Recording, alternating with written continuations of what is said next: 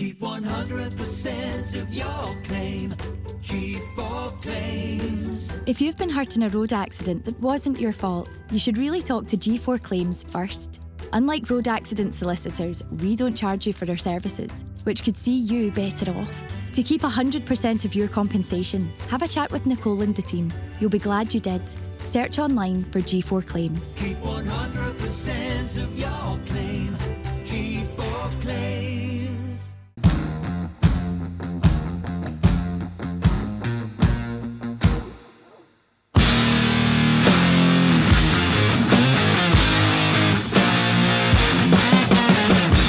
Ladies and gentlemen, welcome back to Talk Scottish Football, episode number 87, and there's a right summer vibe about this episode because in the summer we were making video after video after video about managers with a certain football club, and we're right back where we started. Today we're here to talk about the biggest departure in Scottish football.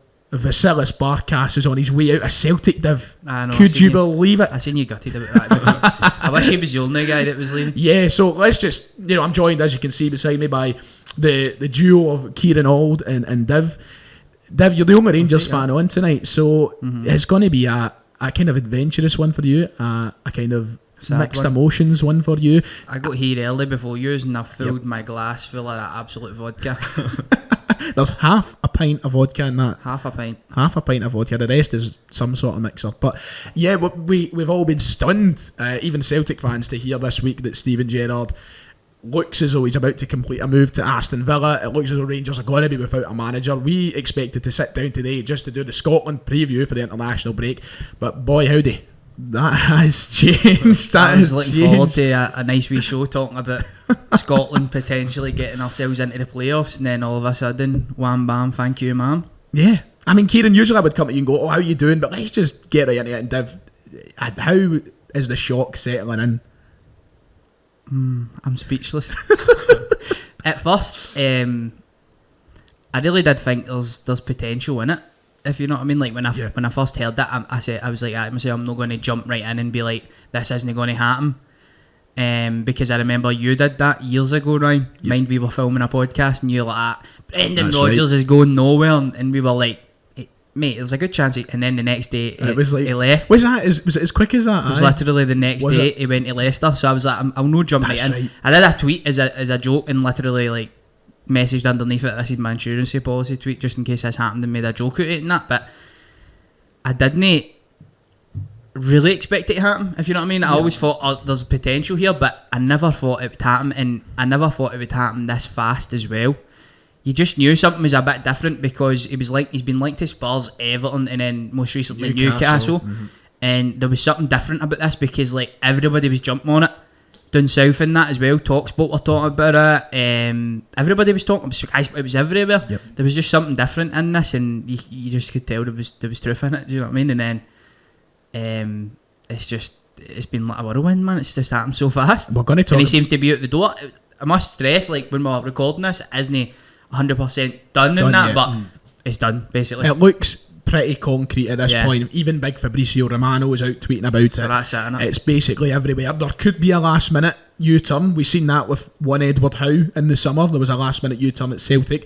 But Kieran, we're going to come on to everything. We're going to cover the emotions as a Rangers fan, what it leaves Gerrard's kind of legacy in. We're going to look at what it means for the wider context of Scottish football this season. We're going to try and cover every single angle we can tonight, and I'm sure we're going to talk about it a lot over the next couple of weeks as managerial options fly in, and we'll kind of touch on that tonight. But Kieran, you're the Celtic fan beside me just now, and I know there's going to be Rangers fans listening on, and they're going to love our comments tonight, whether it be controversial or not. I have made so many episodes of the back pages this season, Kieran, and every time Gerrard has been linked with an English job, I learned my lesson from Brendan Rodgers, and I stressed it to many Rangers fans' displeasure that when the job comes that he's offered, he will go. I knew it was going to happen. I didn't expect it to be Villa. I didn't expect him to sack Dean Smith. I knew it was going to happen. They would double, triple his wages and he'd be off. It didn't strike me as much of a shock as it maybe has to Rangers fans. Still is surprising. However, your take? I mean, I think it's different I mean, we can see it from a logical standpoint. Exactly. We've not got the emotion behind it. This is this is like watching the whole Rodgers situation all over again, because at the time we thought, nah, he would never leave us, not a chance he would leave. But then everybody else could have seen why he left, because he left for a team that's got ambition in Leicester to go on and kick on. They've got a good owner behind them, all the facilities and that, but we had the wool pulled over our eyes well and truly, and we thought, this man's going to stay here, there's no chance. He's a Celtic fan. And then he left. But I mean, I think it's came as a surprise, as you said, with the timing of it. I just didn't think it was going to happen now. I think it's just the way things have fell down in England. Yeah. I feel like there's been a pure, not a domino effect as such, but I don't know, the stars have aligned for him to go there, and it's not an opportunity I thought he would have passed up. And I feel like he done what he got brought in today. That was to stoke the 10. He done that. So you've got the whole thing. He wants to kick on. You could get automatic Champions League next year if you want to win the league. But I don't know. I feel there's a lot of argument about him potentially getting the Liverpool job down the line, and for that to happen, do you think if he was to stay up here and Celtic were to claim back the league, how does that look on him compared to if he goes down south and does alright at Villa? I feel like he's got a much better chance of getting the Liverpool job. Well, I think Buick, we're going to phone him later just to clarify if people want to hear his opinion. Buick will be on soon. We're going to talk to him, and he's got a very strong opinion on that. He's said multiple times his opinion on how he gets to the Liverpool job.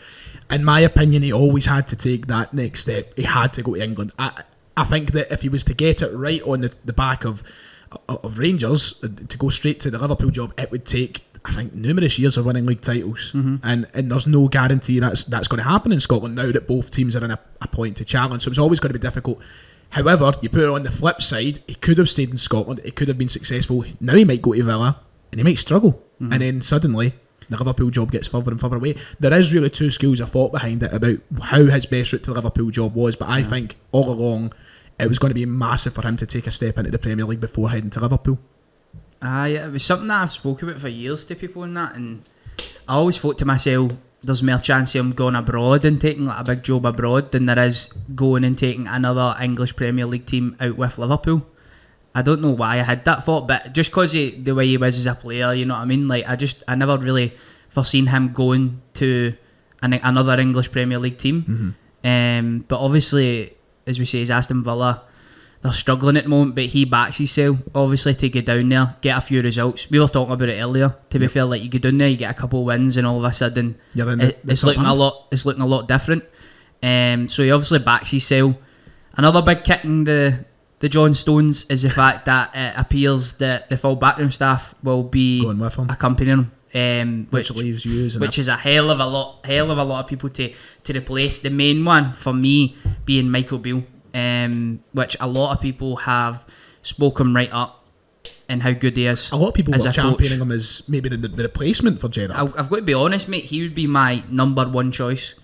And I think it would be a real conundrum for him if Rangers were to turn around him and say, do you want the job, and offer him the job? Like, what do you do in that situation? Because Michael Beale has aspirations to be a manager. I've watched him in interviews, and it appears that his aspiration is to kind of build his way up and to become a manager abroad. He quite likes that idea. I know he went over to Sao Paulo. He was assistant manager there for 8 months. But if he's offered a job like the Rangers job, he's in the right catch-22 there, obviously, isn't he? Yep. Because do you go with Steven Gerrard as first team coach down at Aston Villa, or do you take that managerial role at Rangers? So I'd love to see a wee spanner in the works in that sense. Throwing that in and seeing what he does. Because if you keep Michael Beale, not a lot changes. Obviously that presence of Gerrard there is gone, and Michael Beale needs to transition into the manager and have a different relationship with players and such, but the coaching style's the same. So just to clarify as well, I think that's quite far-fetched, but I'm just saying that's what I would love to see happen, because he genuinely was. I thought down the line Gerrard will probably leave Rangers, but I would have loved to have seen down the line a guy like Michael Beale take an opportunity, because he is just so well thought of. He's obviously a top coach, he's got great ideas in the game, and he's produced results as well at Rangers. So it looks like Derek McInnes. This just screams hearing this. It just Brendan Rodgers and even Chris Davies he was spoke about as well. Somebody that was just well respected, and I think with Beale as well, I think you'll find on Twitter a lot of Celtic fans as well kind of hope that Beale goes with Gerrard, because a lot of people know that he's maybe not pulling the strings as such, but he's such a fundamental part of that coaching staff that people are happy to see him go with Gerrard, because I don't think they want to see him take over at Rangers, because I feel that'd be a better appointment than whoever you could get in at the current moment. Because a lot never doesn't need to change. You go back to Souness, when Souness left for Rangers. Walter Smith was given the job. Rangers were looking about, and I think that the chairman at the time asked the players, "Who do you think the next manager?" And they're like, "He's there. He's sitting there now." And it was Walter. And you don't. And that's the thing about modern football. You don't see that a lot, but when you do see it, sometimes it's really successful. Yeah. I think there's been I'm trying to think. There was an example, and there's been a couple of examples, especially in Germany, where situations like that have happened, and backroom members have stood up, and a lot of guys have came through and made their name via that. I think maybe it was Nagelsmann off the top of my head. He came through from being a fucking analyst or something like that. It can be successful, so it doesn't always need to be the case where you look at who's available, who's at a job. There could be somebody in the club that knows what they're doing, like a Michael Beale. Tam Coates this season, for example. I know he wasn't involved, I don't think, in the actual first team in that. I could be wrong there. I think it was upstairs or whatever, but he stepped in. He's done such an amazing job, because you know the club, you know what they're doing. A con potentially is when you're a first team coach, and you've seen that with Kennedy, for example, right? He does as he's told to a certain extent, doesn't he? Yeah. He works under instruction. Exactly. Aye. So Michael Beale might not have the same philosophies and the same thoughts in regards to tactics and how to play as a Steven Gerrard. I don't know what the relationship and the dynamic is like in that sense. You know what I mean? Yeah. So Gerrard's obviously potentially the guy that's saying, like, this is why I want to play. It's up to you to come up with coaching sessions and all that to suit that. He might have a completely different idea, so you're thinking that things are going to stay the same here, and then all of a sudden things are changing and things are being tweaked in that. But yeah, we'll get on to all the managerial talk. Just to correct myself, because in my head it was going through there, I think it was Jesse Marsh I'm thinking of, and that is a noise. I don't know whose noise it is, but there we go, it's away. Did you? I think it's just my headphones. It's fucking roasting in here, boy. It's boiling, by the way. But it was Jesse Marsh, I think I was thinking of. He came up through the boiling, man. So yeah, let's get on to the emotion. Let's get on to the reaction. Let's get on to the Rangers fans. I think this is going to be a very massive part of today's podcast, and a massive part of what goes on social media over the next few days. How Rangers fans react to this news. Now, me and Kieran aren't on Rangers Twitter, as you would expect. We're in a different branch of Twitter. We don't really see the opinions as such of Rangers fans. What has the reaction been like there, Dev? How does Gerrard leave Rangers Football Club now?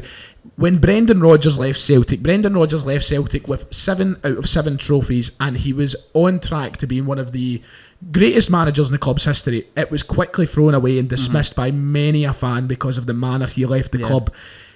Is the reaction similar for Gerrard? Will he be remembered as the guy who stopped Celtic's 10 in a row, or is that kind of rat label going to be thrown about a bit, do you think? I've seen the rat label put about so far. Have you? On Twitter, but I always say Twitter isn't fucking real life, man. Do you know what I mean? You think that you see something on Twitter and that's the general consensus, and then in other places that just isn't. Do you know what I'm saying? Yeah. So you always get the split as well between younger honest, supporters and older supporters. There's always that. The older ones are the silent majority, I feel like. Exactly. So you don't really know what their opinions are until you start hearing them talking about it at the game. It's so different. I think it's different as well in a sense, because where Gerrard came in and where Rangers were and where he's taking them and where he's leaving them. I know he's leaving Rangers mid-season and definitely get a semi-final in 2 weeks' time. You know, and big games in the December, the Old Firm at the turn of the year, and he's left at a crucial time potentially in the season. But where he's kind of taking Rangers for where they were, I think will be remembered. But so far, mate, what I'm seeing is more negativity. But as I say, I'm looking on Twitter. And you've not really seen in the stadium yet. I think that's where you. So I think if Rangers go out right and they appoint the right guy to take over from him, not Neil Lennon. No Neil Lennon, and I think the talk was Derek McInnes and that, and I think that's kind of been rubbish now. But if you maybe go out and get a Derek McInnes and it doesn't work out, it just looks horrible, right? But potentially you go out and you get somebody that could be the right man for the job and that you can kick on, and then maybe you look back in this and you say, right, Gerrard took Rangers to a certain point, so fair play to him for that. But for that, like, all the stars need to align. You need to get the right person in the door, the right coaching staff and all that, and really kick on and continue to be successful. It is just like a pure knee-jerk reaction now, but because it is, the emotions are running high, as you said, maybe in a while things might work out and you can look back and think, he left us in a good place, sort of thing. Because I mean, Rodgers never left Celtic in the worst place, but we just inherited Neil Lennon, and that was the main problem. And it would be a problem for you if you were to get Derek McInnes, because it's just the situations keep mirroring themselves the more I hear it. I'm like, you cannot go out and get somebody like that. I tell you, get 18 months and McInnes will be shouting get off me to somebody in a pub, but it's going to happen. It's a matter of time.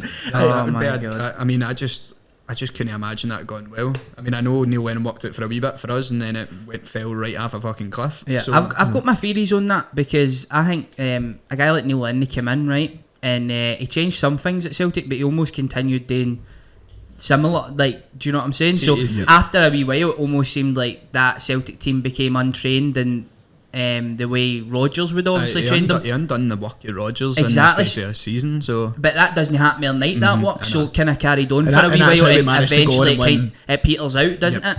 So I think that's potentially what happened at Celtic. You wouldn't like to see the same thing happen at Rangers. And I mean, you look at the squad of Rangers now, it's still a very strong squad.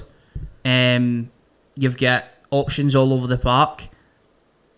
That guy that comes in and takes over has just got to be crucial, though, innit? Nah, it's the biggest problem. Biggest, now, what I wanted to come to in terms of talking about emotion and talking about fan reaction, and I don't want to constantly keep throwing you under a bus here, Div, because it is a hard time. I know what it's like to lose a manager you love very much, because trust me, me and Brendan, we were like that, you know. I love the stars. You were listening in the car on the way here, weren't you? Aye. Half an hour just that one. I don't mean to keep bringing up the negatives, but it is a very negative situation for Rangers fans. Last week, it was only last week, do I look happy? Do I look settled? Those were his words, if you remember rightly. So, as I've already said, when someone comes in, like an Aston Villa, we've got to put this on paper just now. We've got to write it down, right, and think about it. Aston Villa are a club who came under new ownership in the last few years. They've got a very bright future in the Premier League. They've got a very talented squad at their disposal at the moment. Yeah. They've got a board that's willing to spend money at the moment. They had a very decent season last season. And ultimately, it's a club heading in the right direction, which can triple the wages of Steven Gerrard, I would suggest. So it's never going to be an easy one to say no to, but in the space of a week to see your manager go from, do I look happy? Do I look settled? Don't ask a silly question, to then running out the door. How do you take that as a Rangers fan? Does that particularly kind of stab away at you? It just shows you how quick things can change in football. I mean, when Steven Gerrard says that, Dean Smith was still in a job, and people probably didn't foresee him getting the sack. He did a great job with him. Let's not forget, they were doing the championship for a while, trying to get back up, and he came in and did a great job, took them to a mid-table finish last year, and then lost his key man in the summer there, and Grealish, and never really replaced him. So stuff changes so fast in football that you just, you know, and maybe Gerrard's sitting there and thinking to himself, this is the perfect opportunity for me to go and give the Premier League a rub. It's roasting in here. It's boiling. Where is the remote to turn the aircon down? I don't know, it must be somewhere. The aircon down, you want the aircon up? Down in temperature. The air coming from that is fucking roasting, man.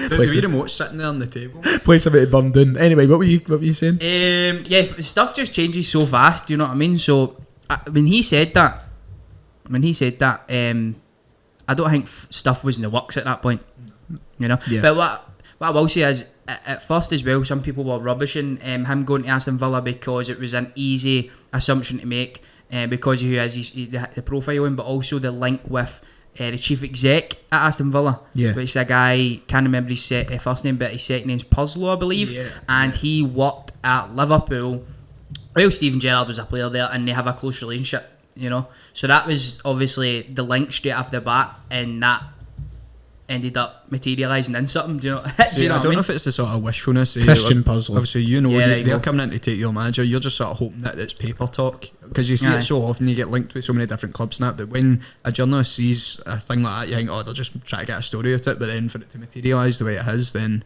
I mean, it's just a gutter for when you first seen it, Kieran, when it started kind of trickling in, did you see it escalating to this point, or did you think it was just one of those ones again? Let's get the scaremongering going. I don't know, because I mean, you can never be too certain with the media in this country, like, because if they'll just take it and run with it. So it's weird, to be honest, because I was kind of when I first seen it, I thought what Div said there's maybe an element of truth in it, but at the same time, you've obviously got it in the back of your head how often the media up here do it to any manager that's doing all right. They just try and link them away. So I don't know, it's weird. Yeah, because we've seen that, you know, with sort of Rodgers. There was a few jobs he was touted with. It is crazy though when you start thinking about it more. How identical, you've already said this, how identical the situations are, because we're talking about how quickly things happened with Dean Smith leaving Villa. It was the same with Claude Puel. I think he was gone. And it was only 2-3 days later that was Rodgers getting the tour around the fucking Leicester Stadium. You know what I mean? It just happened so fast. And is there? I've seen talk of this on social media, and this is where I can get both of you to come in and give an opinion on this. It happened with Rodgers, it's now happened with Gerrard. Do you think there is an underlying disrespect to the Scottish Premiership? Because we're looking at ultimately two of the biggest clubs in the world, and two of, if not the biggest clubs in Britain. And they are going, and it's understandable why they are going, but do you think that there is a sort of like, okay, Scotland, I may as well go here? Because I've seen a lot of people bring that up on social media. I think it's a great opportunity for young aspiring coaches or managers, young aspiring players, or maybe even managers in Brendan Rodgers' case, who's been up there kind of catastrophically like fell off a cliff. People forget that at Liverpool. I know he was so close to a title, but the Liverpool fans really wanted him out at that point. It is an opportunity for coaches and managers and players to come to the country and kind of make a name for themselves, play in Europe where there's a lot of people watching, a lot of scouts watching, play for a big club as well. That there's a real pressure to win and then get that move away. See, I think it's weird because as much as I hate the way the English turn their nose up at a game, that I think it's important not to be naive and knowing that people use our league as a stepping stone, whether it be players, whether it be coaches. It would be really naive of us to try and pretend that we live in the past and this is going to be the highlight of people's careers and that. But football's moved on big time. Celtic and Rangers aren't the drawing factor that used to be years ago.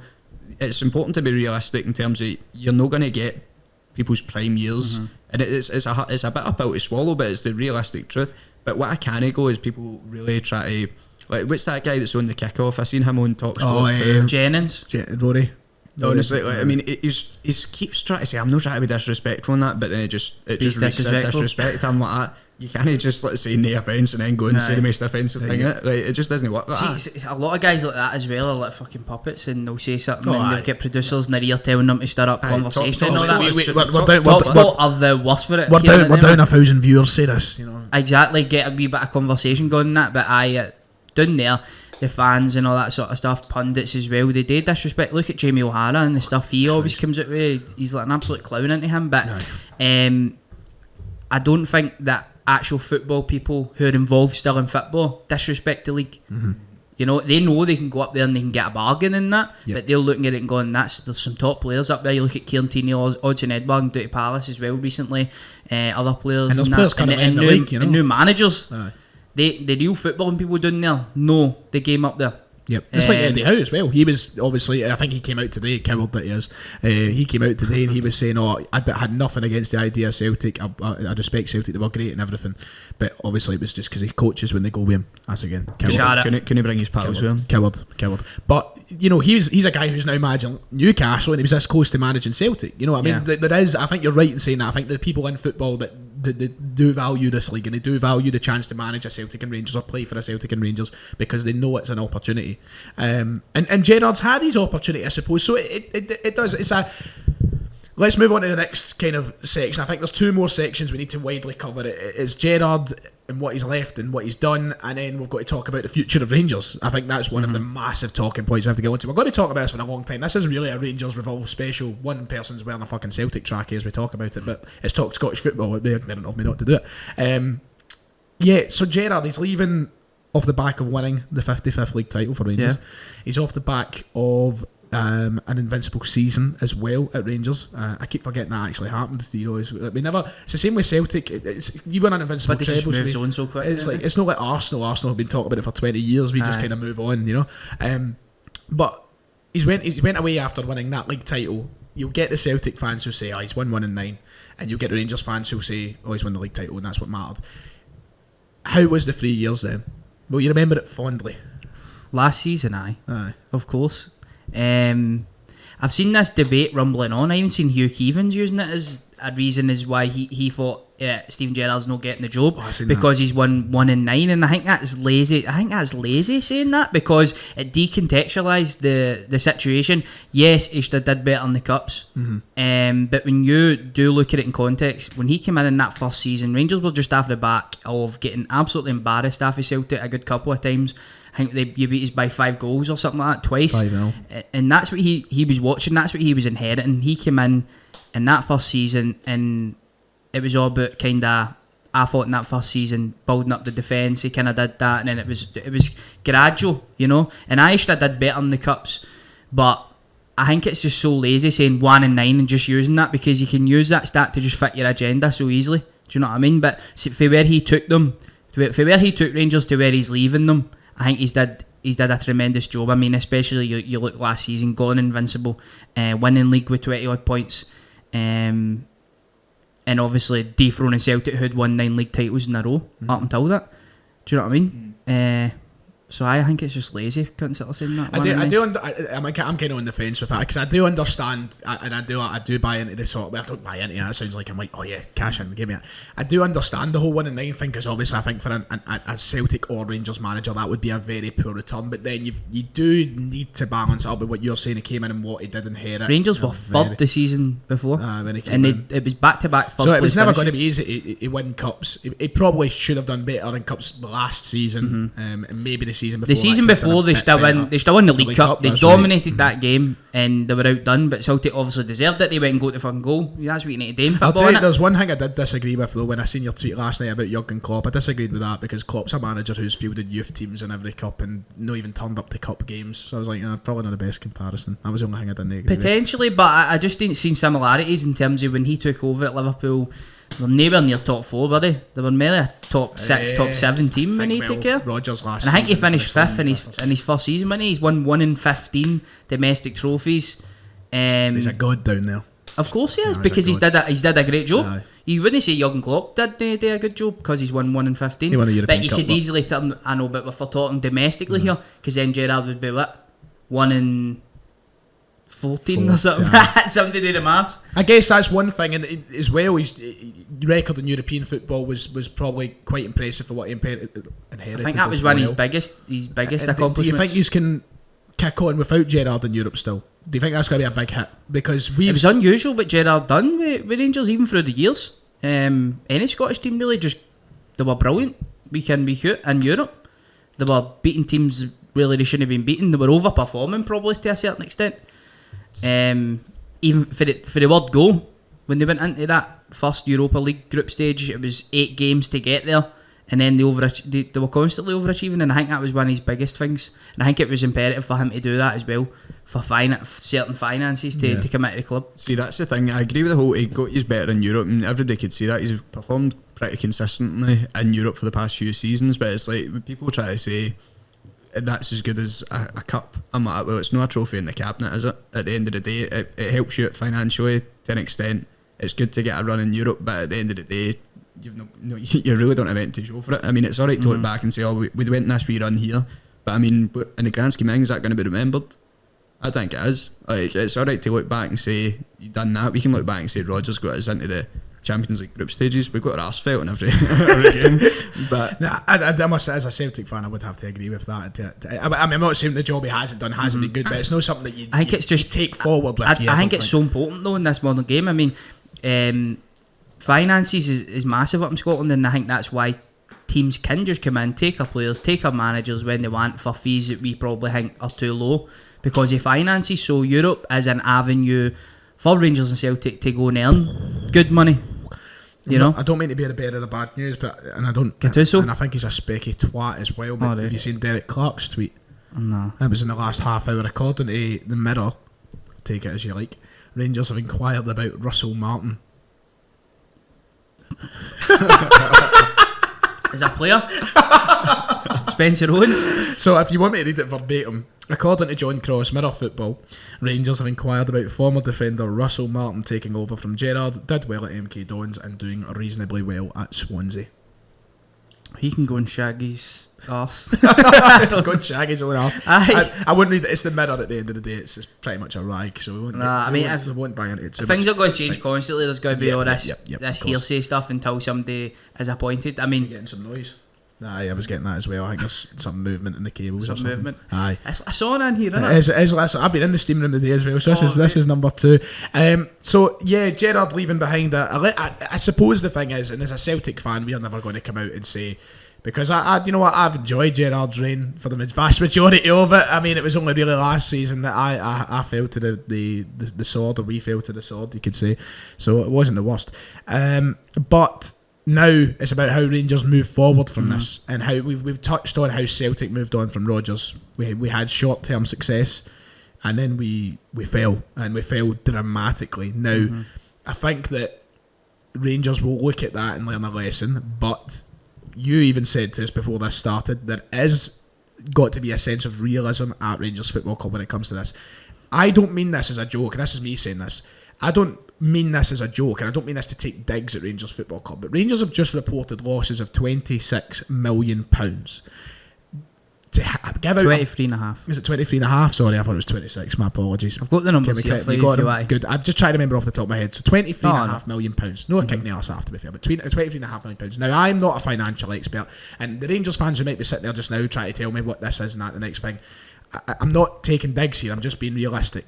When you report losses that big, it's not as easy to go out and hand out big contracts to the first big name you can. Rangers have got to be realistic with who they appoint next. Now, the bookies' favourite right now looks to be Van Bronckhorst. That might Is he up change. there now? It was Alec Neil. I think it's second or third. I think it's now up to Van Bronckhorst as number 1. We've got Alex Neil, as you've said, as another option. We've heard Russell Martin there. We're hearing about Derek McInnes. There's going to be names thrown about. They've got a 2-week period here, Rangers. What is more important to you, Dev? Do you think it's about taking time, or do you think you've got to get someone quick? How do you go about this? Because we're at the point where we're at a crucial point in the season, you know, and we've seen. Sorry, I know you're about to start there. Okay. I want to bring up this scenario for a couple of years ago. Hearts and Hibs. Remember, they sacked their managers at the time. Heckenbottom went and Stendhal went. Hibs went quickly, and they got Jack Ross. Hearts stalled. They got Stendhal. One team got relegated, the other went and kicked on, I think got a top half finish. There was a clear difference in that. There was about similar times, I think. Both of them wanted They were Jack both at similar times, I think. One acted quick and one never. And both and Rangers in a very different scenario for them, because I think Rangers are, you know, European football, one of the biggest clubs in the reigning champions of Scotland. So it's a very different scenario, but we are in November. So how long can you take with this? How quickly do Rangers have to get it done? There needs to be an announcement before the next game. They've got time to do it. For me, anyway, you need to get somebody in the door, be that a caretaker manager or a permanent manager. Ross Wilson's really good at his job. He's made a big difference since he's come in at Rangers, and his relationship with Gerrard has been brilliant, as opposed to the former director of football there. So they'll have options. They would have been looking at contingency plans for if this moment has arisen. There's potential that there's been clubs before that have come in and maybe asked for, you know, and showed their interest in Gerrard. So if you're doing your job right, you've got contingency plans in place. You brought up the finances there. Rangers recorded a loss of 23.5 million, which was an increase from 15.9 million the year previous there. Revenue's down almost 12 million. Gate receipts and hospitality income was down almost 17.5 million. The retail income that came into Rangers, 4.2 million, and the custodial, and that was including add-ons. And the sponsorship and advertising income was 4.7 million. Season ticket income, 17 million, and the European income was 11.9 And don't forget the NFTs that are on sale as well. And the NFTs, which I think is a good move, by the way, for the think club. so? It's modern, isn't it? Controversial though. I don't think so. It's everywhere though now. I know, but it's another conversation, I suppose. But it's a for niche another day. market for certain communities that you can get involved in. I think for those people, it's a good idea, but I think as a football club, it's very, very kind of. I think to come out and maybe pull the wool over some fans who don't have a clue and go, this is something to do with Rangers, it's. I don't know, if Celtic done it, I wouldn't be the biggest fan personally, Yeah. but I can understand what you're saying. There is a market for it now. It's becoming one of the biggest things around. But we'll talk about Gerrard. So the reason that I bring up the finances and that is, I think it was also recorded that Rangers have got 3 million or something like that in the bank, not including assets and stuff. as you say, signing on fees, right? If you go out and you recruit a manager in a bumper deal, And his staff. and his staff, going to pay them handsomely, going to give them signing on fees, which they like, Agent fees. the whole shebang. Yep. And Rangers are reporting this, and also needing £7.5 million, I think, before the year's out, which the chairman Douglas Part has vouched that he would pay that anyway, if push comes to shove. Obviously, there's talk of compensation, $3 million, but everything's just done in instalments these days, isn't it? Yep. So not Villa are probably on the paying. I know it's a small amount for a club like that, but they're probably not paying that. So you've got that dilemma as well. So for me, the right thing to do for Rangers is to go out and get the next manager long term. You know, whether that be a Giovanni Van Bronckhorst, Frank Lampard's being talked about. But then you've got the dilemma of finances as well, which then could ultimately lead to go and getting a caretaker manager at the end of the season, which also could be catastrophic because a caretaker manager could come in, be absolutely atrocious, shite. Celtic go and win the league. That's another 40 million quid in Celtic's back pocket, and that probably puts Rangers 10 years behind Celtic in the finance department again. See, I think that highlights the importance of this season, especially with Gerrard leaving and you 70. It's the importance of this appointment. It can't be understated because it needs to be the right one. Because if you don't go and win the league with the financial problem that you find yourself in, can you afford to be falling behind Celtic again? Absolutely no. I mean, Celtic would love to just take this opportunity. Celtic would love to take this opportunity to go and win the league. I mean, we want to win the league anyway, but this is added incentive now because the whole thing was the pendulum had swung in the other direction. Celtic's dominance is now went on Rangers' side of the city, and now there's this golden opportunity to try and take it back and try and get a financial gap on you again.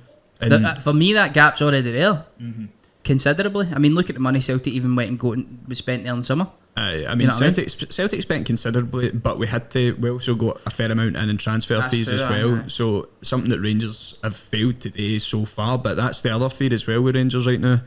Well, if you're a fan, you're thinking if we don't play well, there's a realistic possibility that you're going to sell your best players, and you don't want to do that in January because you might get money in, but it's hard to buy in January to replace players. Nobody wants to sell their players in January because I mean, fair enough, if the price is right, they'll go, but trying to get, you've seen Celtic as well in the past few years, some of the signings we've made in January have been fucking atrocious. Loan signings especially. Loan signings you need to do what you need to do, kind of thing. Yep. In January, it doesn't always work out. So this is where I think Kieran Auld can get very involved, and we'll take it in a direction that involves Celtic a little bit here. We kind of touched on this in the car on the way here, and it's probably something that I'll talk about in my own channel. We might even touch on it to Celtic the Thunder if we get one out this week.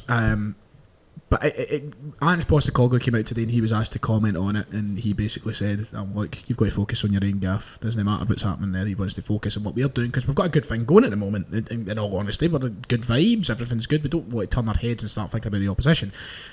But how does this affect Celtic's expectations for the season now? Because I'm honestly, and I'm urging everybody just to calm down in the sense of, you know, and this isn't me Celtic fans, this is to Rangers fans. I think that there's going to be this sudden switch, just like that suddenly we should be favourites to win the league because Gerrard has left mid-season. I think that's going to happen. And look, maybe Celtic should take advantage of that and go and win the league title, but Rangers are still in a good position. They're off the back of winning the league title. If they get a good manager, they've still got the squad to do it. Celtic are in their rebuild season. Our expectation is keep going the way we're going, take it a game at a time, I think, Kieran. I mean, it shouldn't be changing just because, as Ange said today, you need to focus on your own club. I mean, there's no point in turning our heat the other direction because we've got our own problems to be dealing with. It's gone alright now, but I mean, as we've seen, one bad result and everybody's panicking again. So it's not as if we're on pure easy street here. Rangers are still 4 points clear at the top of the table. That is the reality of the situation. People, I've seen on Twitter, people been getting slaughtered for it, getting very carried away, and it's something that needs to stop because it's something I spoke about in the podcast the other week. It's like people are getting so carried away when something good happens, and then they're just getting so negative when something bad happens. Postecoglou said that today, it's a long season. Like, this is just a bump in the road. Yeah. I mean, it might be a bump in the road for Rangers trying to get a new manager, but realistically, the title race goes on for a long time. We're only in November. It is a crucial point in the season, but it's just, I think people, as you said, need to calm down a bit because this shouldn't change Celtic's expectations. Celtic need to just focus on rebuilding, which we're doing, and hopefully we can improve in January as well. But it's just, I don't know. It's just, I feel as you said, people need to calm down. Kieran Old walked so Ange Postecoglou could run. He said it first, then Ange was watching the podcast. I'm going to see what that boy's saying. For you, Div, I think if I try and take it back to once again 2019, when Rodgers left, we were still confident. It was a different time. It was February. We were a bit later down the line. Scott Brown won the league at Rugby Park and all that part. We were in a bit more of an assured position. How do you react as a Rangers fan to this just now? Does it start? Are you worried, or do you think that whoever takes over now has got a good place to inherit and go forward and win a league title? Aye, I mean, they're in a better situation than Steven Gerrard was when he came in the door. Mm-hmm. That's for sure. Because for me, still got the strongest squad in the country, depth wise. Still in a commanding position, as he says, 4 points clear. Got a semi-fight, and you get things to kind of look forward to in that in the season. So I kind of forgot the question. I get carried away. Are you confident that this is still a title Rangers can win this season? Of course they can win it, aye, but a lot can change. We've seen that in the last 10 minutes probably. never mind 24 hours. So a lot can change so fast. But the next manager that comes in should still be in a good position to kind of kick on, which it takes us down another rabbit hole, because if you do go, I think the right thing is to go out and get like the next proper manager. But if you do go and get that, there could be that transition phase where trying to change your trying to change your style of playing on that, whereas maybe a caretaker just comes in and tries to mimic what's been happening and get you through at the end of the season. So it's such a catch. It's so hard to keep your hands off the J League. Stay away from there. See, I get the whole just try to replicate what Gerrard was doing, try to see it out to the end of the season, but I think because of how soon, we're not even that far into the season at all, we're not even a third of the way through, so I think to try and do that, you do need to go out and get somebody that's going to implement their own style, but as you said, it's going to be a nightmare if they actually need to, as you say, a transition period, because how's that going to work out? Are people going to have the patience for that? It could go one or two ways. Somebody could come in and they could play a system, and all of a sudden Alfredo Morelos scoring a goal every fucking game, and it could just change so quick. So I don't know. Yeah, it's going to be a really interesting couple of weeks in this podcast. We're going to be talking about it all sorts. We're about 42 minutes in here. I've still got Buick on. We've got questions, quiz, Scotland to cover. So we better try and move on as we boil to fucking death. And here, by the way, I don't know if any of you want to get up and turn that off. I'll edit this part of the podcast. If I was to ask you, Liv, just very quickly, right now, if you could, I know there's a big thinking process around this, but if you were to pick somebody right now, who'd it be? Ooh. My man's Michael Beale. That's who I want. Michael Beale. In an ideal world, I want him. Well, in an ideal world, Pep Guardiola. But in a realistic ideal world, Michael Beale. Aye, because I just think if you get offered that Rangers job, that could really throw a span on the works. It would almost... What would Gerrard do in that situation? Be squirming? I always think about this today. What happens if there's a U-turn last minute? If there's a U-turn last minute, it is what it is, but also... Do you think fans will be as willing to accept him back into Ibrox? No. I mean, a large proportion would be, because it'd be like, well, he's went and he spoke to him, but he ultimately stayed, even though the rumours are they're free, like, quadrupling his money or whatever it is. But also, he's went down there and had these talks, so it's like, you wanted to leave. Kieran, but I don't think it's going to happen. If you could pick somebody, who'd it be? Neil Lennon. That'd be so funny. Imagine Lenny rocking up. I've always had a great affiliation with Rangers. Just fucking walking round like 10 many men. Right, let's get Buick. Ali McCoy. Let's get Ali McCoy. I bring back Ali. Never got a fair crack at it, did Ali? He did not. Right, let's get Buick on the blower and see if we can hear his opinion on the whole situation, because I'm sure he's got a few things to say. Now, hopefully this works out seamlessly. I'm getting like noise in my ear, and it's just annoying. I don't even get the noise. We didn't even say brought to you by G4, by the way. But G4, there's noise in my ear and it's hurting me. So I don't like. Buick said phone him at any time. He's easy, and he's not picking up the phone. So that's a great start. Thanks, David. Cheers. Oh, is that him? Welcome to the EE voicemail. I'm sorry, but the person... He said, I'm easy like that. Anytime, you're probably fucking dead. Not actually dead. Not actually dead. I mean, the game. If so, my ears are actually taking a battering at this point. It usually stops after a couple of seconds. But anyway, let's move on to the thing that we'll many sit here and talk about tonight. The Scotland international break, the game against Moldova. I don't know if we'll probably have a podcast maybe before Denmark as well. Might be the weekend, won't it? Yep. I probably won't be there. There's online show maybe? No point me being on it though. No point whatsoever because I'm missing both games. Won't see Moldova nor Denmark. Working? Yes, both shifts. So I will not see any of the games, but I can preview the games and I can talk about what I want to see. Kieran, Scotland against Moldova. There's no point looking at it and saying it's a surefire win. But if Scotland do win, they have secured second place in that group and they will head to the World Cup playoffs. But it's no easy feat. The last time we went to Moldova, it wasn't a good one, back in 2004. So it's about being the reassured. Give us your thoughts. Hold on. Hold your thoughts. Here he is. He's just about caught us there before we moved on. David Buick, is that you? You're not connected to the roadcaster. David Buick, is that you? That is me. Am I connected now? That's you. You're here. You just missed this, but we'll come back. So, yeah, what a show we've had tonight. By the way, we've been talking about Gerrard. Gerrard away. And great depth. Div has How's been. Div? Just before we start. Div, how are you, mate? Devastated, Buick. No, mate. I'll give you a cuddle next time I see you. Don't worry. I'm on the vodka. I'm going to need Milner cuddle. He's drowning his sorrows big time here. You need to get back down, mate. We've kind of covered it from every angle. So, David, I'm just going to give you free rein here and what you think. I mean, the shock, the expectation for Rangers now moving forward. There's a lot to cover that we already have. I mean, just talk us through what you're thinking. I just think it's hilarious, having gone from that interview a couple of weeks ago where he was happy and settled, so he's just gone full Brendan Rodgers, which is just fantastic. What else can you say? I'm surprised he's gone because I've kind of said all along I didn't think he needed to go. I think he could be successful in Scotland and that would be enough to get him the Liverpool job, whereas now, if he doesn't do well then I don't think he'll get that job. So it's an interesting one, but you'd imagine he's obviously been given some sort of assurances in terms of money. But it's not a good thing for the Scottish game though, because it's a big name leaving our game, as it was when Rodgers left. So the big thing now is the replacement, and I don't know, my money would be on Derek McInnes. I think that makes sense to me. People are going to turn their nose up at it, but have you seen the rumours of the past half hour? No, I have not. Apparently they're approaching. Well, it started for. I let Div break this news to you. By the way, the Mirror are reporting that Rangers have inquired. Have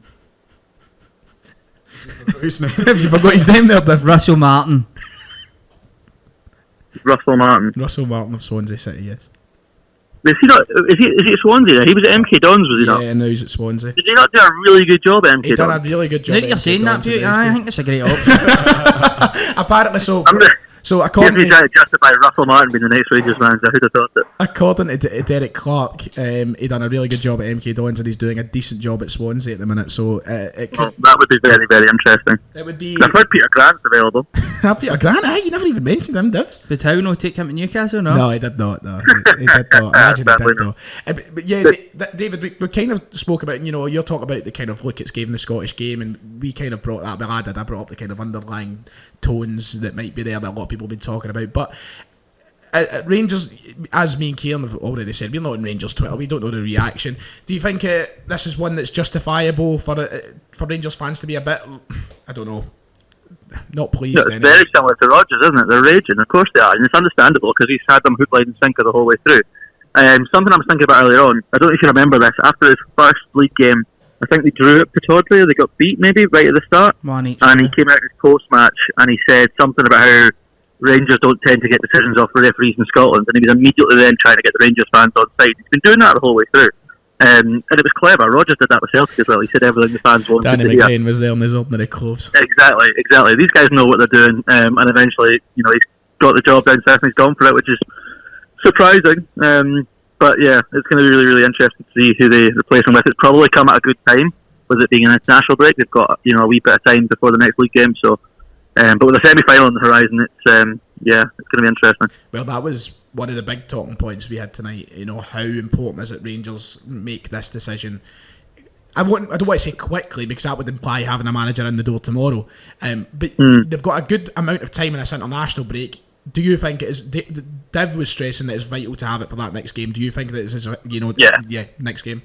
Absolutely. But the big problem they're going to have is what happens with the coaching staff. Because I don't know if there's been any news yet on that. Maybe I've missed it. So if you've missed it, the whole backroom team are going with him.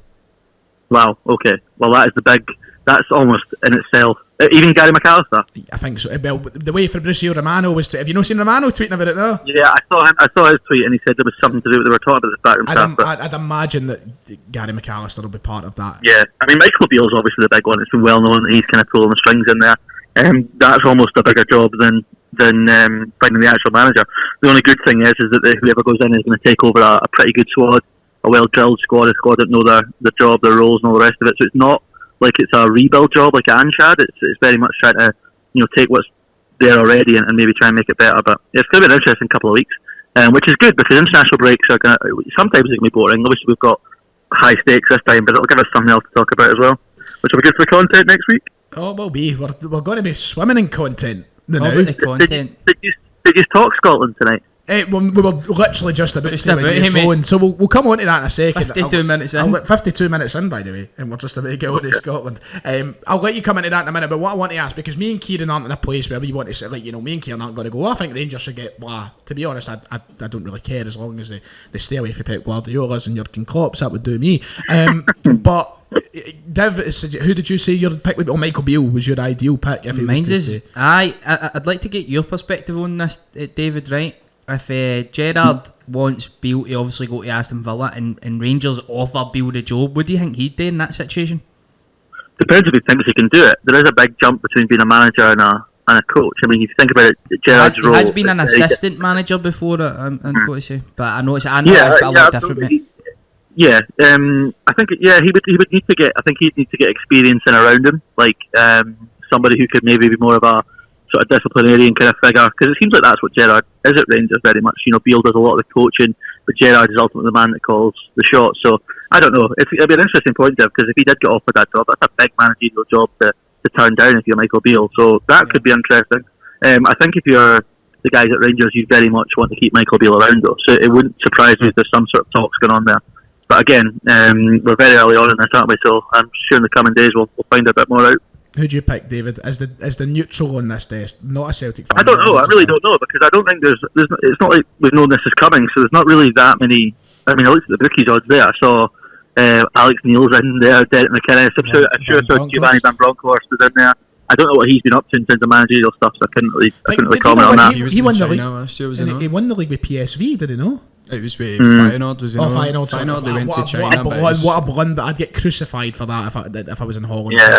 The interesting thing is everyone's turning their nose up at if Derek McInnes gets that job, everyone's going to go absolutely mental. But I feel like people have got this in their head that he's all of a sudden a bad manager. I'm not saying he's like the man for Rangers, but I don't think that would be the disaster that maybe it would be viewed at in terms of you've already got a good squad there. Would you look at it as a Neil Lennon-esque appointment, though? Yeah, absolutely. Of course it would be. That's very much the easy...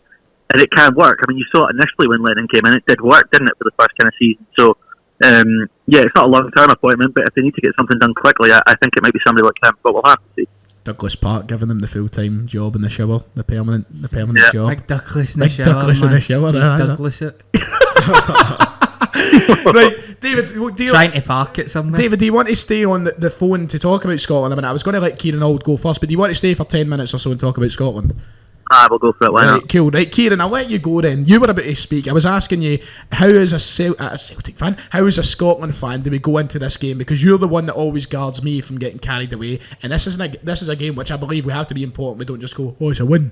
See, this is what I said before the Faroe Islands game as well, because it was one that if we go to the result against Israel, you had to be guarding against complacency, and that was a very uneasy game to watch, and it just shows that these games are certainly no walk in the park. Like, as bad as these teams have been in qualification, we're not in any position to be writing teams off. Scotland love to make it difficult, and it would not surprise me if we try to make it difficult again this coming weekend.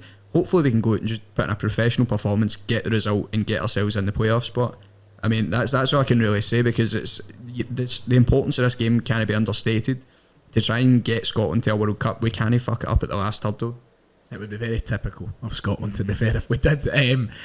David, you're the one that loves these international breaks more than most, especially at this point in time with Dunfermline being... Yeah, but we're still on this weekend, it's shite. But you're in the... Oh, is it just the league it's on, aye? League weekend for rest away on Saturday. It's disastrous. I'm going to have to justify paying £60 return for the train to go up there. But hey, you're going to right. We absolutely can't make an arse of this.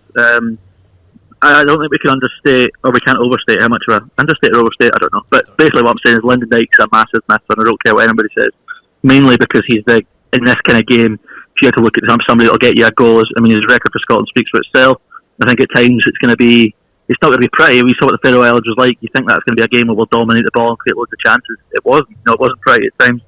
And we have to find a way. The big talking point going into it, of course, is I think there's one position up for grabs in the team, really. I think the rest of it picks itself. The question is, who plays off Shea Adams? Now, I think it'll probably be Jacob Brown, but there's a massive unknown there. It could be Armstrong. It could be, well, it's not going to be Fraser now. It's not going to be Christie. So, I mean, Nisbet maybe, but I don't know what you think about that. I think that's the only real interesting thing pre-match. I'll let Kieran go here. Kieran, you said you were doing a wee bit of research into Jacob Brown before we came. I feel like it was necessary because I thought it came as a massive surprise to, well, it certainly came as a massive surprise to me to see him called up, because me and Ryan were speaking about it. I had not heard of the man before he got called up. I didn't even know he was eligible for Scotland, honestly. That was the point I was making, but because so many times you've got fans, such and such is eligible for Scotland, let's call them up and that before. But I've never even heard his name whispered, never mind your normal mentioned. So I went and looked. I think he's got something like 5 goals, 4 assists in 17 games. Don't quote me on it, but I'm pretty sure that's what I saw. And it's a no bad return for a striker in the Championship down there, because it's got, I don't know, it's a bit of a dogged. He scored the only goal in a 1-0 win away to Luton at the weekend. So I don't know, he has got goals in him, but it's just as David said, the unknown. These strikers, they gave him the baptism of fire, gone into the biggest game that Scotland have had, well, for a year anyway. But yeah, it's weird. I also did some research into him because I was interested as you are. And the really interesting thing about Jacob Brown is the role he plays for Stoke City, and it is very much he looks very much tailor-made to be the guy that plays off Lyndon Dykes, because he plays off Stephen Fletcher for Stoke. So and I think they play a 3-5-2 as well. He's still kicking a ball, Big Stevie. Brilliant. Listen, he scored the other week as well, I think. So the role he plays for club is very similar to the role he'll be asked to do for country. So that's another really interesting thing. It's got all the makings of him being an absolute hero if he comes and gets the winner on Friday night. But again, the guy will be up there with Shea Adams. Absolutely needs a big performance in a Scotland shirt because he's not had it yet. Do you know, Div, you were going to say something. I'll let you go if you want to chip in with what you were going to say. Just a quick one on if Jacob Brown gets a nod, where does that leave Nisbet in the squad? Because he's in squads consistently, but he never really gets that opportunity. He's not in the form now, is he? No, he's not. But then if he's not in the form, don't call him up. But also if you have called him up and he still doesn't get the nod for the Moldova game, and Jacob Brown comes in and gets a nod right in front of him, it's like, where does that leave Nisbet? It's a good point. I think he needs to have a few months before the next international break before he's even considered for the squad again, because I think he's got to get called up based. You need to be called up based on merit. You can't just be calling people up. Well, sometimes that's not the case with Stevie Clark. I know, but it needs to move away from that. Like, that's something you need to move away from. There's one thing that was concerning me as I looked at the squad for this team, and there's a lot of big names who haven't been performing well at the minute. Now, I think for Scotland though, and I think we've seen in times gone by that form at their club hasn't made a massive impact on how to play for Scotland, because there's been times like, Christie last season was a prime example. He was piss poor for Celtic, but when he put on a Scotland shirt, he was fucking fantastic. But there's a lot of names that I look through and I'm like, well, Patterson's barely kicked a ball, O'Donnell's been poor. I think Gilmore's played a minute of football. Liam Cooper has been poor. Billy Gilmore, as you said, hasn't kicked a ball.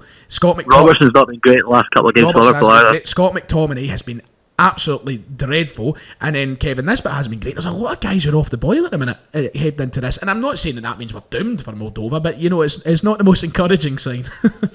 No. Yeah, the best thing is when you've got a squad at this level, like we've got, they're almost like a club squad. They all know each other so well. They know their roles so well. Just touching on the Nisbet thing. If you remember when Nisbet initially got called up, now we were calling for months for Nisbet to get called up when he was in good form, and it took Clark time to call him up. And we all know how loyal Clark can be. But I think Kieran made a good point. He will need a big run into the next international break. But it was interesting. I think Nisbet was put up for press today by the SFA for the pre-match, which is interesting. Would suggest he's probably going to play some part in the game. To be honest, it wouldn't shock me if he started on Friday night. But I think the options really much are, I think it's Armstrong, Nisbet or Brown. I think playing Armstrong, I don't think that makes an awful lot of sense. He's no again, Ryan Fraser probably would have, exactly, yeah. Ryan Fraser probably would have been an option, but I think he's absolutely killed any future he's got playing for Steve Clark with what he's done this week. Because he's training with Newcastle, having pulled out the squad, so he's obviously not injured. See, be fair, the way he's played for Newcastle this season, I wouldn't fucking give a toss. He's been absolutely mince. Can I raise a point as well? I've no fact checked this, but the tartan scarf put on Twitter, obviously Christie and Dykes are suspended for this game. The following players are 1 yellow card away from a suspension, which, according to this, would carry into the playoffs if they got booked against Denmark.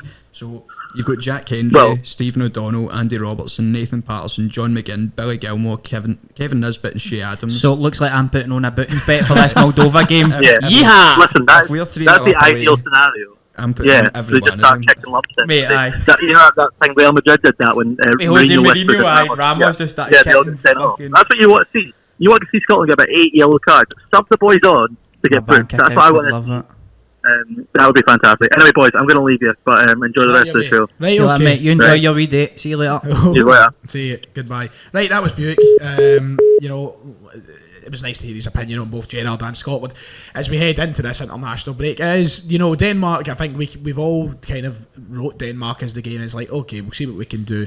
This is the big one. You know, this is, as the Stone Roses would say, this is the one.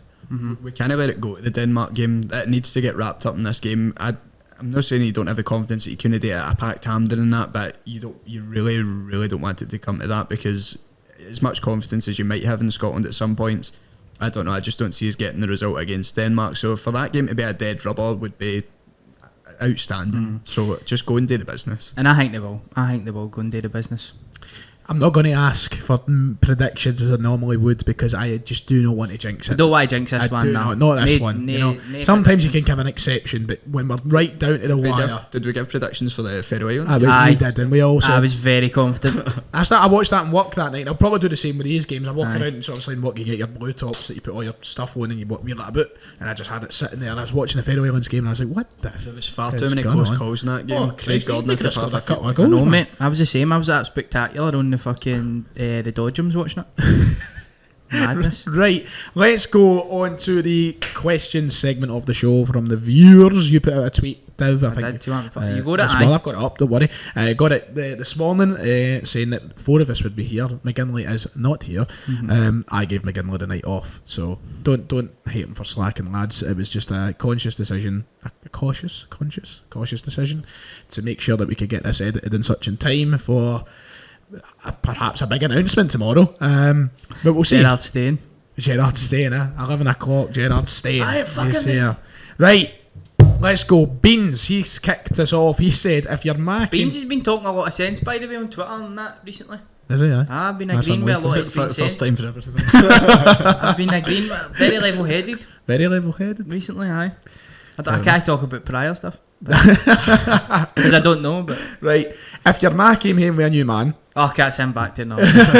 Which non-Old Firm player would you want it to be, and which non-Old Firm player would you not want it to be? I don't know why he's had to specifically make it non-Old Firm players. I'm just going to make it any player.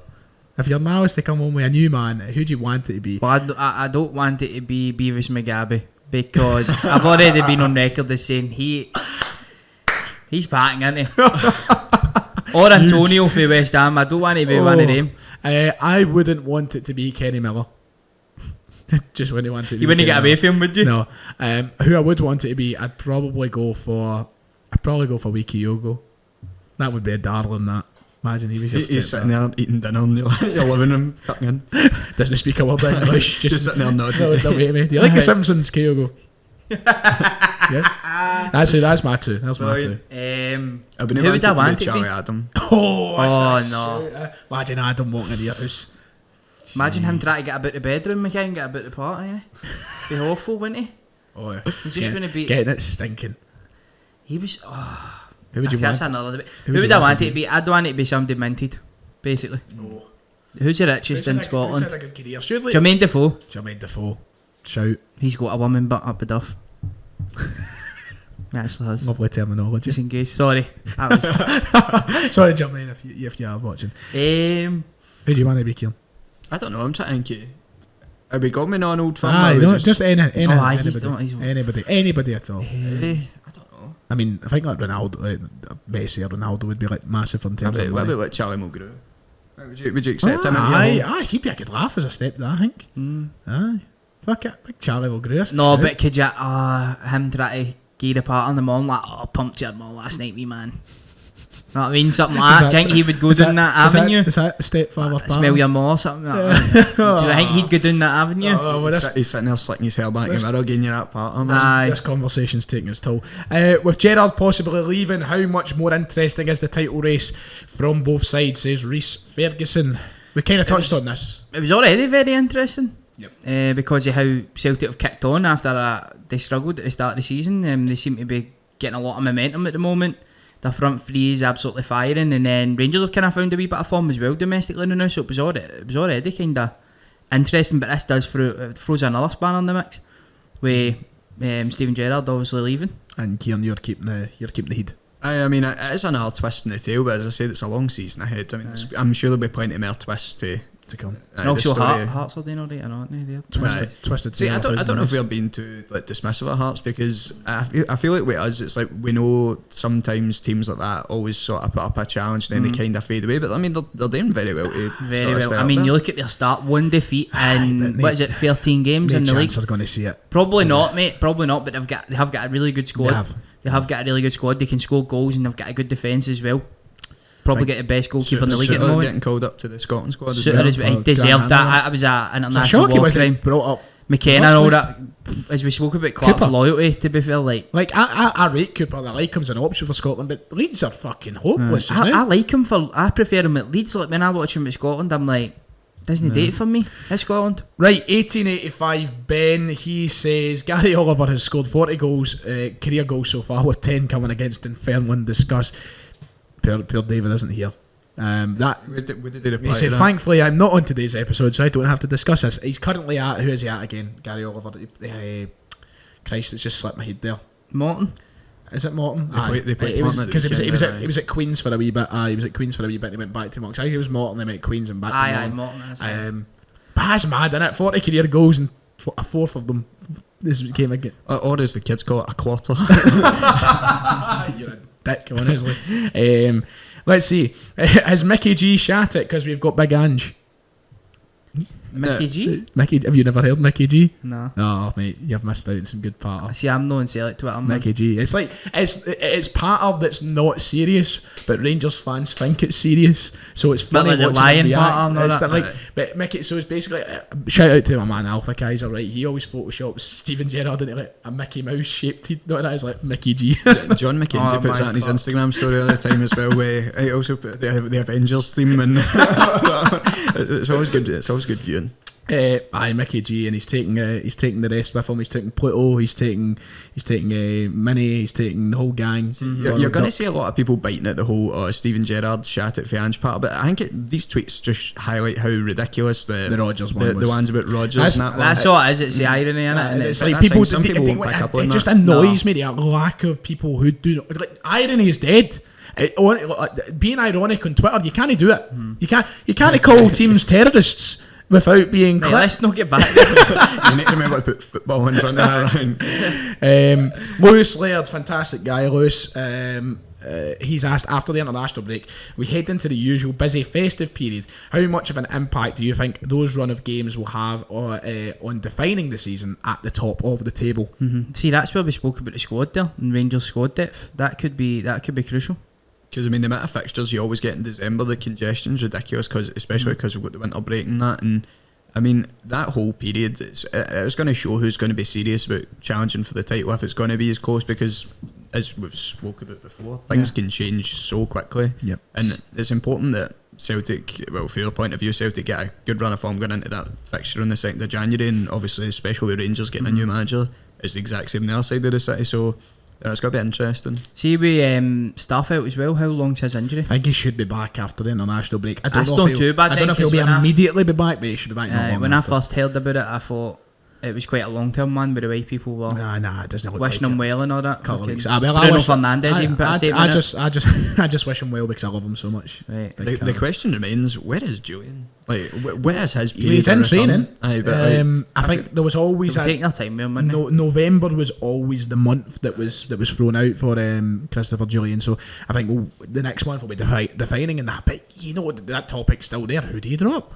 No. You can't drop Welsh. any of the two at the minute. No, well, if he's not in the Starfelt and Vickers, like, you can't drop any of the two at the moment because they've both been superb. I think any of them get dropped now. This was the conversation we had for ages, but now I feel like it's a mute point. I think with the style of play, Ange, probably Starfelt. If it was to be one of them.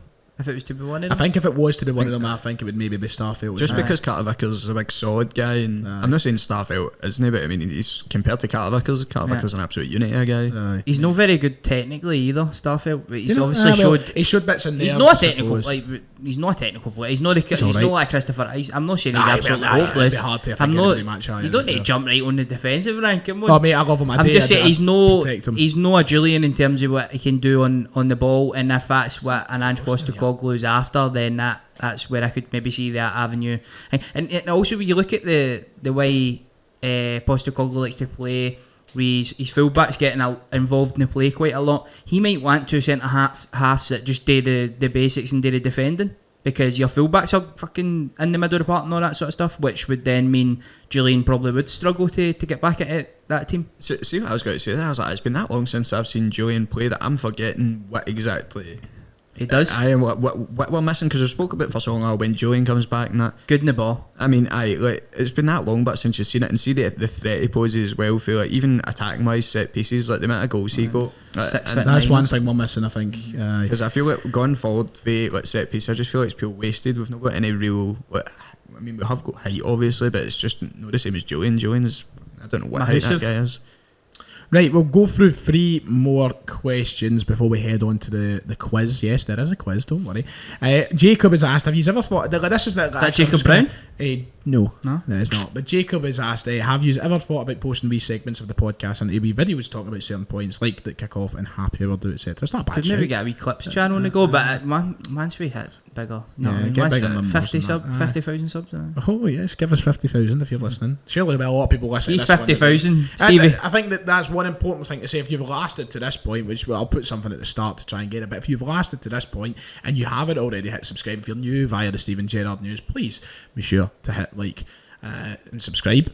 Subscribe is massive. We're trying to grow the channel as big as possible here. We cover Scottish football from all angles, unlike others. We have fans of not most clubs, that would be lying. We have fans of several clubs. We've got Hearts, we've got Dunfermline, we've got Celtic, we've got Rangers, and hopefully we might expand on that soon, who knows. But right now we try and cover it from all angles while having banter with each other. Yes, banter. It's all about the banter. Okay, who do you think will replace Stevie? We've kind of spoke about that. Okay. Point that we've not spoke about in this podcast. Liam Riley should be in the Scotland squad over Patterson and O'Donnell. Yes, he should be. And that's me not saying, I'll stress this for the fucking umpteenth time on YouTube, I'm not saying that Ralston has just suddenly became a better player than Nathan Patterson, but for someone who's played... Did you say Liam Riley should be in the squad? I know, that's what I was like, I'm going to sit and kid on, I know who Liam Riley is. Sorry. He's played alright, but... Stoke, he plays in the hole, doesn't he? Yeah. Apologies. Tony Ralston, Liam Riley says Tony Ralston should be in the Scotland squad over Patterson O'Donnell, or should he? Yes, right now he should be. Ralston has been named by WhoScored.com as the best player in the league at the moment, but he's been one of the best players in the league at the moment, and he deserves to be in there over the two of them at the minute. Would I have taken Patterson with Ralston? Yes, I would have. But right now, he should be number one choice on Steve Clarke's list for a right back. I don't think he should be number one choice, but I think he should be in the squad. I think Patterson's got to be number one choice for the moment, because I think he's in there. I'd put him as number one because I think he's the most talented out of the lot. But I even said in the last show, I would love to see down the line a squad that is if Ralston continues this form, Patterson, Ramsey and Ralston. Because we've done it for so long with the 3 left backs, but Ralston did deserve to be in the squad. And I know that Nathan Patterson hasn't played a lot of football, but you look at Stephen O'Donnell, for example. He has just been, no disrespect, he's been hopeless all year. So I was half expecting him not to be in the squad, but he's got to feel hard done by a wee bit there, Ralston, isn't he? Kieran? I mean, I don't know what Mary needs to do to get in the squad. I mean, was it 3 assists at the last game there? Against Dundee. Do you know what I mean? So he's good. You're at the point now, but if he doesn't make it into this squad, I'm confident he will keep up his form, because he's somebody that's went out, we've spoken at this point at times how he's went out and improved his all round, because I had no faith whatsoever that he was going to turn that around. His Celtic career for me was done at the start of the season, And thank God I'm not the person making the decisions at Celtic, because we'd have missed out on what he's brought to the team this season. Yeah. For me, he should be in that Scotland squad. He should be playing ahead of Patterson right now, purely based on the fact he's the informed player for the right back position. O'Donnell, I agree, should not be in that squad. It's just the old pals act with Steve Clark, and that's something that we spoke about. You just need to sort of get rid of that element in the Scotland squad, because I'm not saying we're gone right back to the old ways, but when you're calling up players just because like they've been in previous squads, or the way Gordon Strachan used to, because players used to, because of the championship down in England, they were automatically called up. Players like Chris Martin and that, it's just, I don't know. I feel like some things need to get flattened out in the Scotland squad, and calling up people like that is probably the main one. This is a tasty question for the final question. It can be taken as a joke, but there is a genuine question surrounding it. It would take a video in itself, but we'll have a quick dance over it. Also, thank you to everybody who has submitted your questions. If you want to get involved with these questions and with this segment of the show, make sure to follow us on Twitter at TSF Podcast 1. Also, very quickly, if you're a Celtic fan, keep your eyes out on the Celtic the Thunder Twitter. You have a chance to win a pair of tickets to the League Cup semi-final. That will be announced on Friday morning, how you can have that chance of winning. So one of the conditions is going to be follow TSF. So there you go. Right, the final question. Which on that, actually, I need to address something as well. Go on. Rangers gave me the email to fucking buy my Hibs ticket for the semi-final. Oh, I seen you complaining about this, aye. Honestly, for the start of the season, they only opened the ticket office, I don't know if Celtic's this, on match days. No, we open on Monday, Friday. The fuck?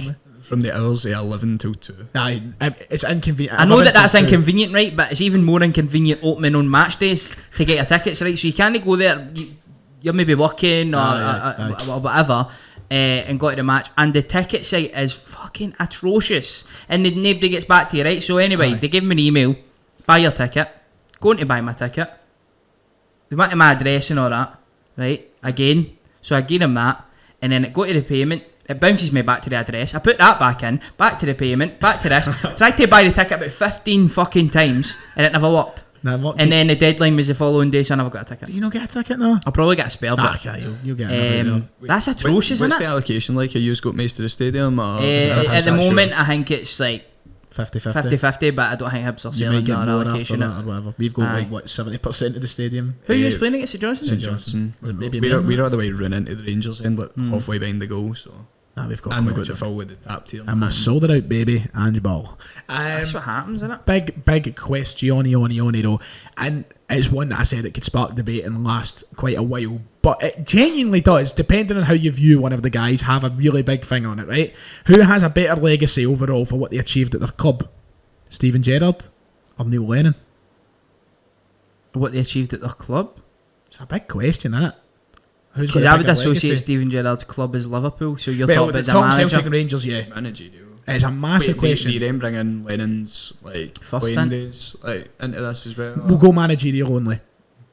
I mean, as much as I dislike the man now for what he done last season, see, that's where the you've got people that would die on the hill of him being a Celtic legend. For me, I'm not going to get into the debate again. For me, he tarnished that last year. But if you look at his achievements they had, I mean, he helped us get to the quadruple treble. He finished half the treble. But then you look at the whole Steven Gerrard side of things, he was the man that stopped Celtic doing 10 in a row. So as much as each set of fans like to play down the other's achievements and that, but I don't know, it's certainly a debate that, as you said, could go on for a while, but I'm looking at the 1 hour and 20 minute mark here, and I'm thinking that I'm just going to wrap up my point. What about you, Dev? You're saying Gerrard, aren't you? Obviously, I would need to say Gerrard. I think. Well, I don't even want to fucking take a side. You could the only kind of different wee avenue you could go down into it is, in the most defining point in their managerial careers for both clubs, Gerrard was able to be triumphant, and Neil Lennon ultimately failed. For all that he did before, the holy grail was to go and win that 10th league title, and he led Celtic down an alleyway of destruction, whereas Gerrard was able to prevail and go and have that invincible season. I think that's the avenue I would get done with it. But then when you look at the amount of leagues they won, and the fact that they were able to beat probably the greatest team of all time as well, Yeah, so With prime Messi. That's why I'd go down the route of Lennon, sadly. Or was it Fraser Foster that beat him? I don't know. Tony Wim Janssen's better than both though, so I mean, only took him a season. Yep, only time a season. Brotus Larsson should have had more, but sadly just couldn't get on there. What one's Wim Jansen again? The one that stopped the 10. Was it? I brought in Larsson, stopped the 10.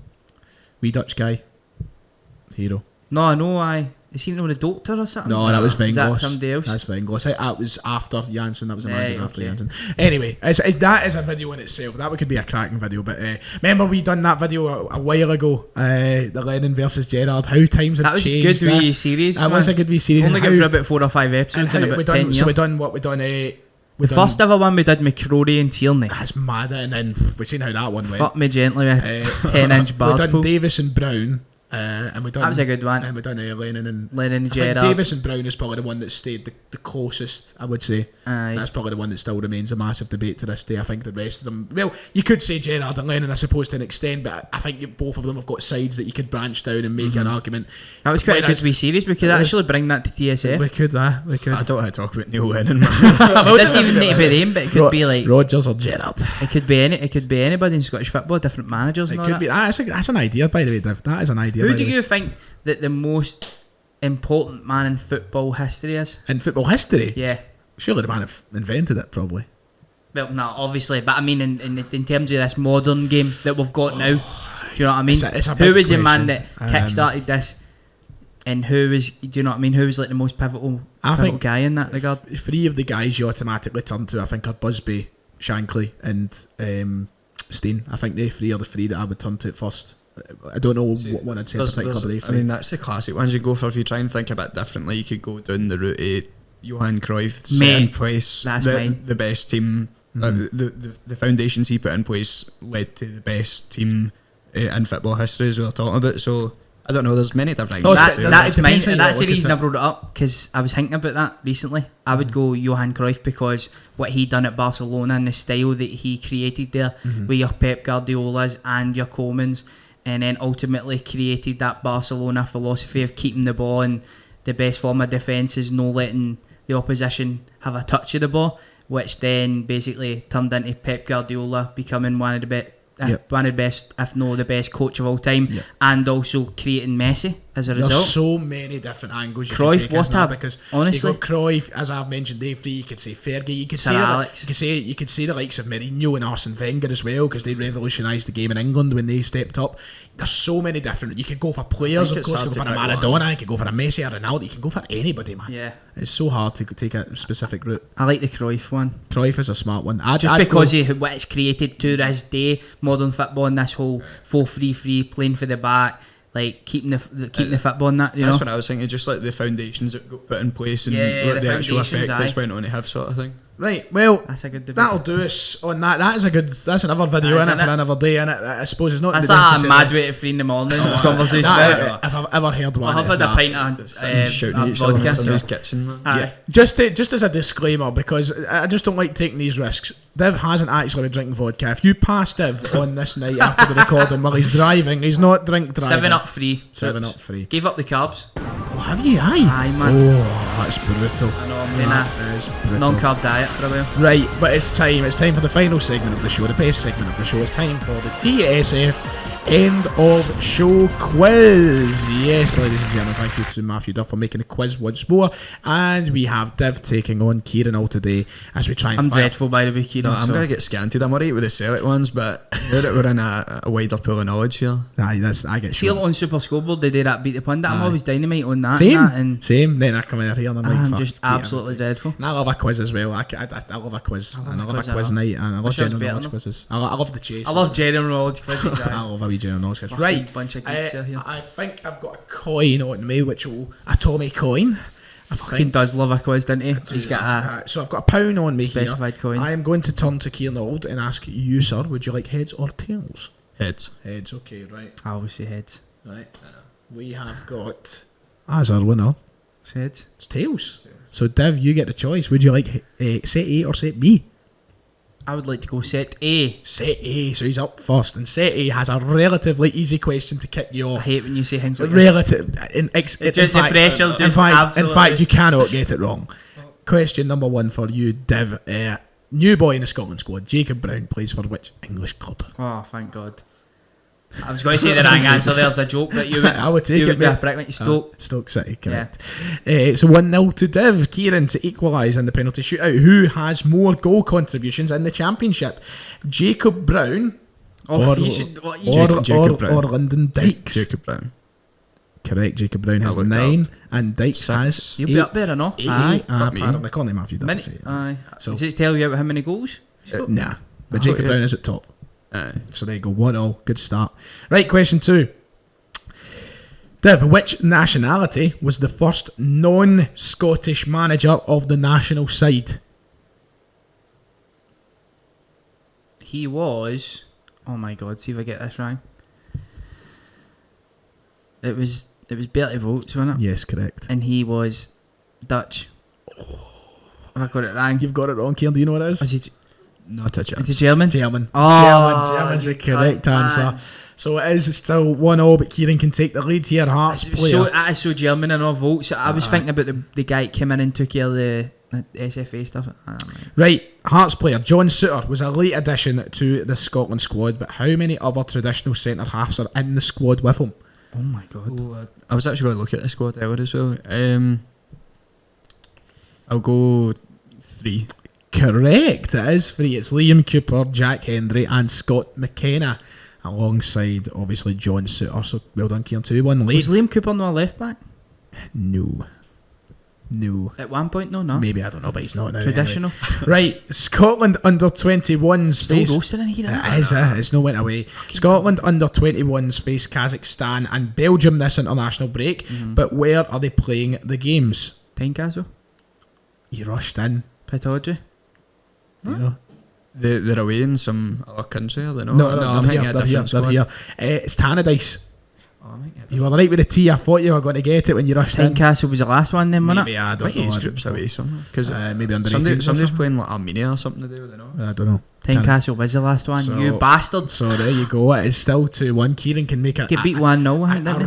A rampant lead here if he gets this right. Who captained Scotland under 21s in their most recent game against Turkey? I know that. Stephen Wells. Stephen Welsh. If you know Matthew Duff, you knew he was going to get one in there. So it's 3-1 to Kieran, which means you need to get this right, Mr. David Brown.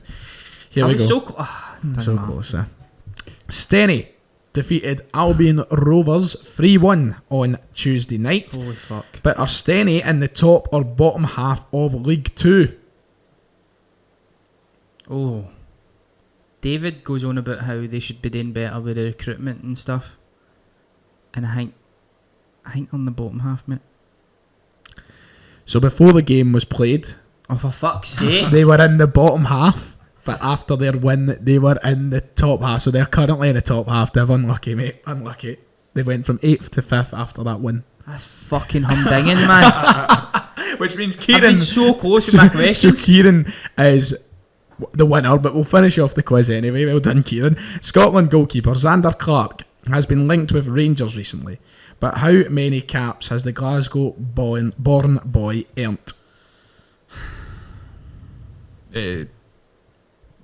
Zero's correct. There you go. I was like, he's not fucking played it. 4 out of 4. There you go. He's been on the bench 3 times. Div, to get some pride, your final I'm going to actually question. think about this. Name See you jump in. the youngest player in the Scotland squad, excluding players developed from either Old Firm Academy. His face is Excluding excluding any Old Firm Academy players the youngest player in the squad. Yes. Would be... that never played for any of the Old Firm Academies. Never played for any of the Old Never Firm played for any of the Old Academies. Firm This Academies. is close. So I'll give you a wee hint and say because you've lost, it can't be Patterson and it can't be Gilmore. No, I know that. I know Can't be that. Gilmore. I'm drawn towards 2 who I think are quite close in ages. And I'm going to take a stab in the dark. Who the fuck's younger at the 2 dafties? Pair of tits. Is it... It's got to be wrong. Go. Lewis Ferguson. Who would have been your other guess? Tumble. You would have been right with Lewis Ferguson. Hey, Hey, there you go. Lewis finally. Ferguson is the correct answer. Well done. Finally. Which means, Kieran, to make it a perfect 5 out of 5 here to win 5-2 on penalties. Good number, I know it. Who wrote the 1980? You're not getting this. Who wrote the 1982 World Cup song "We Have a Dream"? Susan Boyle. We had a dream in time gone by. That's quite good. That's horrible. I'm not even going to hazard, I guess, because I have no idea. B.A. Robertson. Oh, aye. Him. He did that. What was it again? DJ fucking bad. What was that? So well done, Kieran. Well done. You are this week's winner. I think I'm on a roll with these quizzes. You are on a roll with these quizzes. There is no stopping, Kieran. However, I do want to give a shout out to the final what would have been the tiebreaker question, because this is a cracking question. This is a cracking question from Matthew. So he said many Scotland fans are travelling to Moldova this week, but what is the average cost of a draft pint in pounds in Moldova? That's a really good question. That's very outside the box. Fair play to him. Cracking quiz again. I mean, it's a really poor country, so I can only assume it's dirt cheap, or they're trying to fleece all the tourists. So I mean, I don't know. I'll go pure cheap. I'll say, I don't know, a quid. A quid. What would you say? Quid? That's a really cheap pint. That's my opponent. I'll settle that. I go like 3 quid. 3 quid. You're going the other end of the barrel. Well, Kieran, you would have been closer, because I'm fucking shit at this. So the average cost of a pint in Moldova is apparently £1.52. That's alright, isn't it? That's not bad. Do we still have time to get out there? Flights to Moldova. Let's see. That's us, lads. Well done. Brilliant show. We've went for an hour and a half. We are now at the end of the line. Just like Steven Gerrard at Rangers Football Club, he will be gone, it seems, in the next couple of days. Stay with us on Talk Scottish Football. We will have updates, we'll have podcasts, we'll have all the opinion you need. Our resident Rangers fan, David Brown, I would say, give my government name out for. I would say thoughts are with you, but I mean, I'm not that bothered really. We'll just see what happens, won't we? We'll see what happens. We'll just see what happens. Yes. From all of us here at the table, thanks very much for listening, and we'll see you all next time.